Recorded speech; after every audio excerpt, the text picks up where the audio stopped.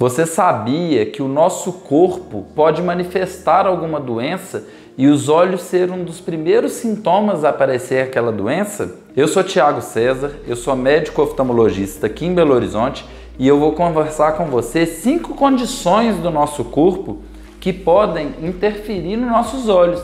Numa consulta oftalmológica que a gente pode descobrir como que algum problema sistêmico, algum problema no corpo, que você aí na sua casa pode observar, isso pode estar relacionado também a alguma alteração no corpo como um todo. O nosso olho, ele está intimamente relacionado com a nossa saúde geral. Várias doenças do nosso corpo podem afetar os olhos. Então, por exemplo, o olho vermelho. O olho vermelho é muito comum.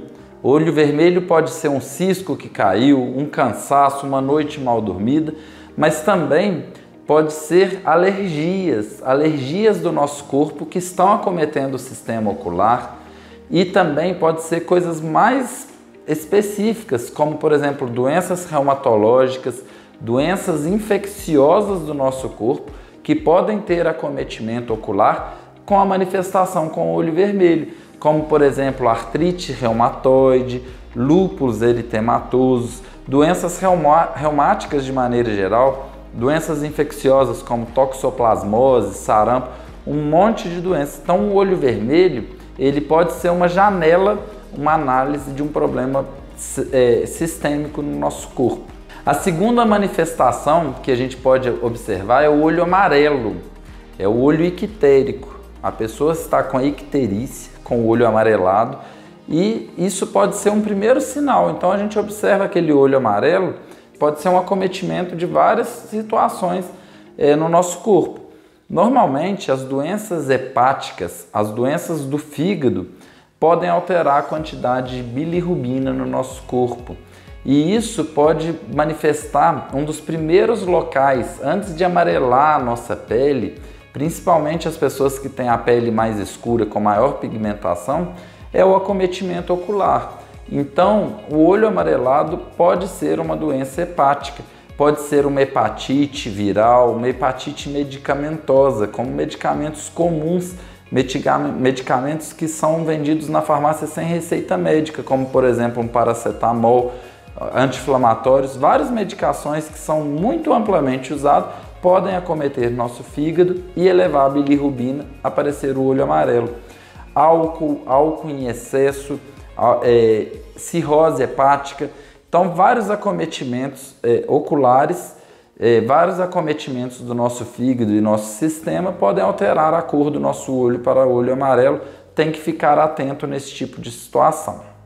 Um terceiro acometimento ocular é o pterígio. O pterígio é essa carne crescida, e também a pinguécula, que não chega a ser o pterígio, mas tem uma semelhança com pessoas que estão tomando muito sol, por exemplo.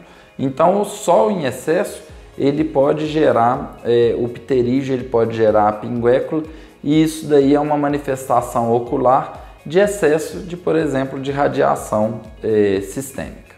Um outro acometimento que pode representar doenças sistêmicas é a diferença do tamanho da pupila.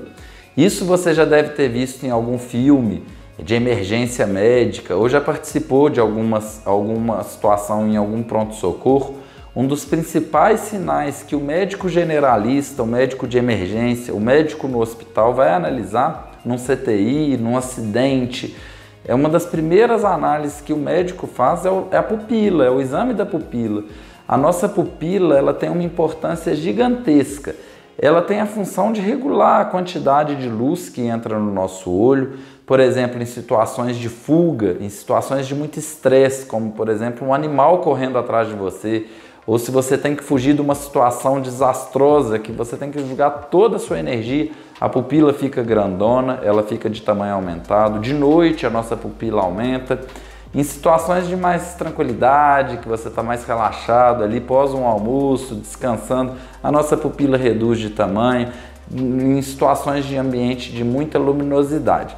Então, um descompasso nesse tamanho da pupila, que é muito dinâmico. A nossa pupila, ela altera de tamanho o tempo inteiro, regulando mesmo. Funciona como uma câmera como uma câmera fotográfica, onde você regula ali a abertura da quantidade de luz, e uma alteração no tamanho da pupila entre um olho e outro olho pode acontecer. Tem pessoas que têm pupilas de tamanho diferente, às vezes você nota, e isso não é um problema. Pode ser por uma questão de diferença entre um olho e outro mesmo, de grau, alguma situação assim, e muitas das vezes a gente não sabe explicar por que uma pupila é maior do que a outra, mas isso já é uma característica da pessoa. Mas geralmente são pequenas diferenças em que a gente não percebe ou percebe muito pouco. Agora, em grandes diferenças, em diferenças de comportamento de movimento, isso pode ser um sinal de doenças neurológicas, como um AVC, como um acometimento agudo grave do sistema nervoso central. Então, se você observa o olho da pessoa e tem diferença no tamanho da pupila, se você joga a luz, era para ela ficar pequenininha, ela fica maior, chama defeito pupilar aferente.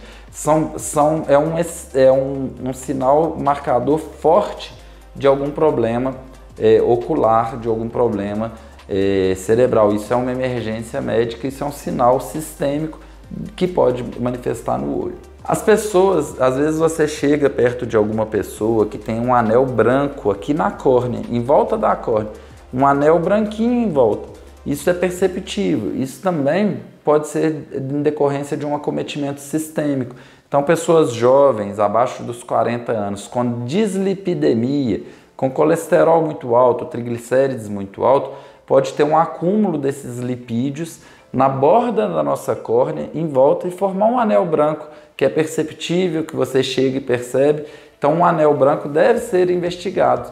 Agora, nas pessoas mais idosas, nas pessoas com mais idade, pode ter um anel branco ali que é da própria senilidade. Eles são chamados de arcos senis, e esse arco senil em volta da pupila é natural da idade, mas também que representa um estado daquele corpo já num envelhecimento maior, com uma manifestação ocular. Então, o nosso olho, a gente fala que ele é a janela da nossa alma, é mesmo.